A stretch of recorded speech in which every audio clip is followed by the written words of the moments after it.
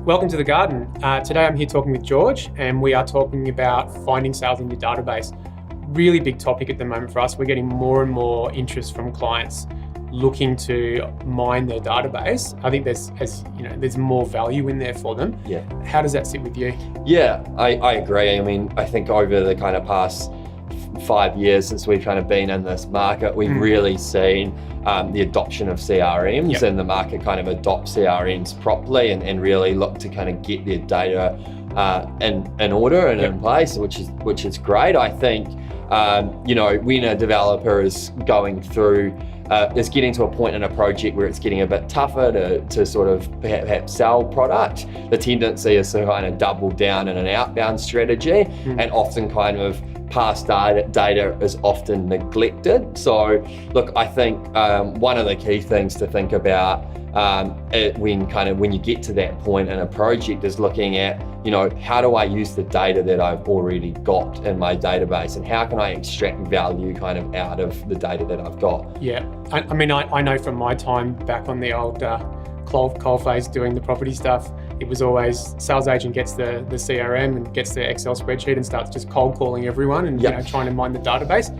How does Social Garden approach that in the new kind of digital environment we work in now? Yeah, I think I think the buyer is pretty savvy today, and I think everyone's kind of looking for a personalized experience. Yeah, true. So what we've seen work really effectively is kind of going back to that database, and whether that's via email, whether that's retargeting through social media, and sort of hitting them with a message around personalize your experience with a call to action to update my details. So by saying that, you're implying that you're going to add value by being able to personalize their experience. And obviously when they'll go through to a profiling page where they can update their preferences and give you more information about where they're at in their journey. And that'll often trigger intent, which you can pass on to your sales guys. So let's talk about intent, because that's a really important benefit. When you say intent, what are you talking to specifically? Yeah, so I mean, I guess, look, if you look at things like time frame to purchase, if you look at things like budget and product preference, finance status. So when people update their preferences and their time frame to purchase is 0 to 3 months, obviously the intent and the propensity for them, that kind of segment to buy, is a lot higher than people who are 12 months away. So I think you can prioritize your old data based on kind of that information. So what you're really talking about there maybe is a sales qualified lead who might be ready to buy in now to 3 months, and then maybe a marketing qualified lead.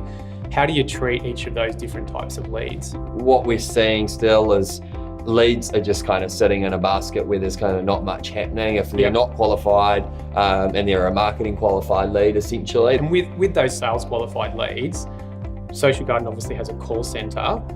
How does that work in terms of that handover process with those sales qualified leads? What we're doing is when someone's updating their preferences, we're kind of notifying our call center team here in Melbourne, and they're obviously following up and trying to re-engage, update their profiles, and then obviously book an appointment with them. You're kind of really understanding the health of your database, right? You kind of know where everyone's at, and you can personalize their journey based on what you know. Correct. So out of that, in order for someone to actually act on this, what are the top 3 things you think people can take out of that? Yeah, I think, look, starting with, I think outbound's obviously important when the going gets tough, but really looking back into your data and how do you kind of capitalize on the data you've already generated. Secondly, the phone is your weapon. Use the phone, call prospects, segment your leads out based on sales qualified and marketing qualified, and call the sales qualified leads. And I think, third and finally, really just make sure you're capturing information